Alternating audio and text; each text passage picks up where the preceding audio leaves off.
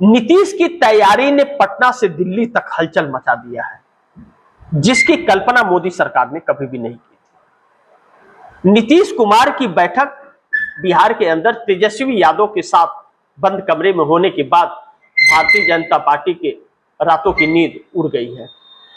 कहा यह जा रहा है कि 130 से 133 विधायकों की नई सूची तैयार हो रही है महागठबंधन के साथ मिलकर के, जो भारतीय जनता पार्टी के लिए बहुत बड़ा संकट उत्पन्न हो जाएगा।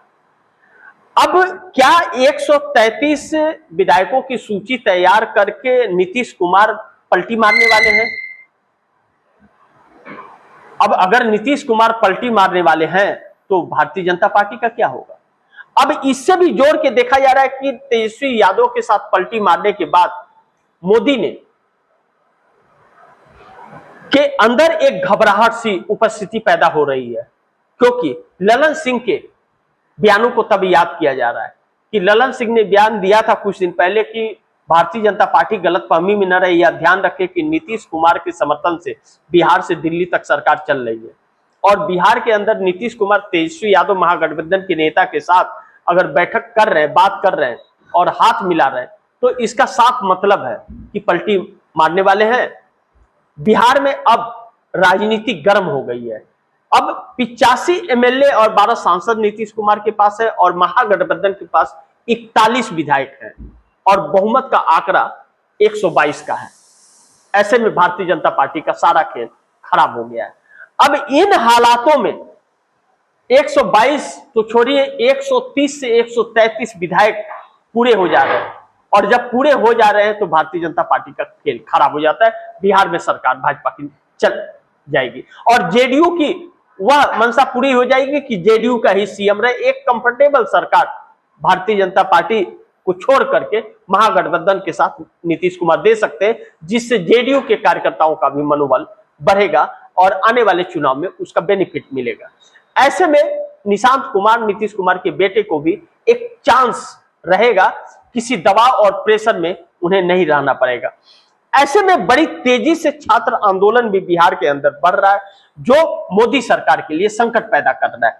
अब नीतीश कुमार की समस्या यह भी है कि छात्र आंदोलन बढ़ रहा है और नीतीश कुमार से जवाबदेही मांगी जा रही है, जैसे राहुल गांधी से झारखंड के मुद्दे पर जवाबदेही मांगी गई थी। ऐसे में नीतीश कुमार पल्ला झाड़ते हुए और मोदी का साथ छोड़ते हुए नजर आ रहे हैं, और जब ऐसा है तो पीएम दफ्तर के अंदर मोदी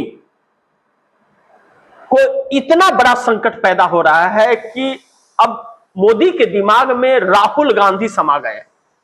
पीएम दफ्तर के अंदर बैठ करके बेचैनी।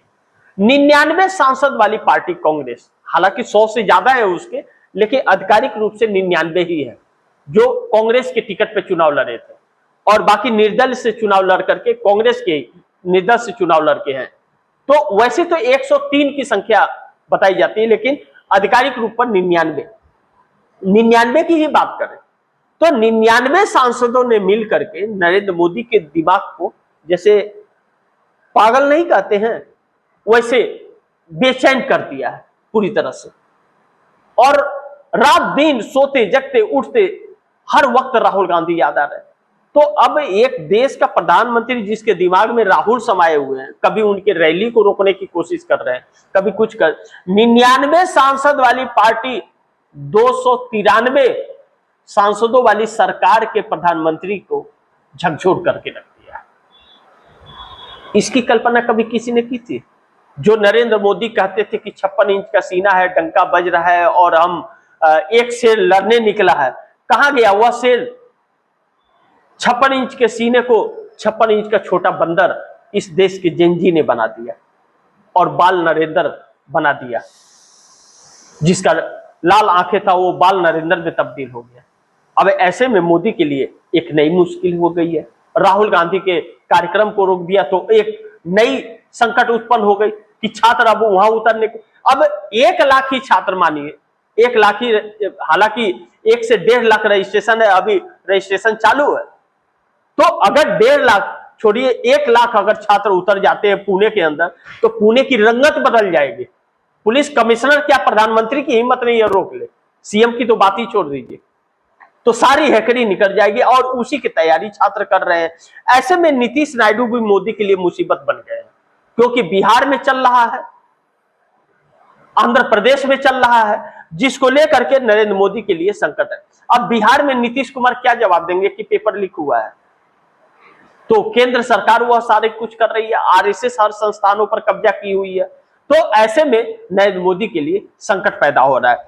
अब नीतीश कुमार के 12 सांसद अब नरेंद्र मोदी के साथ नहीं रहेंगे, ऐसा प्रतीक होने लगा है, क्योंकि तेजस्वी यादव से बैठक के बाद जिस तरह से नीतीश कुमार ने बैठक की संजय झा कार्यकारी अध्यक्ष जो हैं उनके साथ, इससे यह लगता है कि संजय झा ने तो बयान भी पिछले दिन दिया था कि कांग्रेस से हमारे रिश्ते बहुत अच्छे हैं, इंडिया गठबंधन से नीतीश कुमार कांग्रेस की वजह से नहीं, ममता और केजरीवाल की वजह से निकले थे।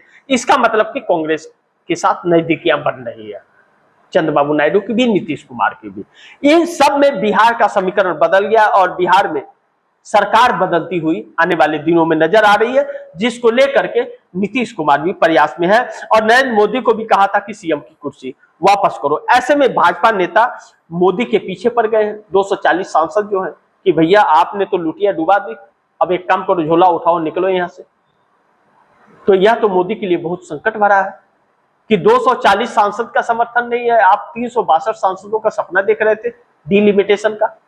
ईडी सीबीआई से डरा करके, लोगों को तोड़ फोड़ करके ला के खरीद फरोश के, डरा धमका के, गुंडागर्दी से आप 362 2/3 का बहुमत इकट्ठा कर रहे हो, जबकि जनता आपको अस्वीकार कर रही है, नकार रही है। तो सारा दांव उल्टा पड़ गया। भारतीय जनता पार्टी के अंदर एक बड़ी बगावत होती हुई नजर आ रही है।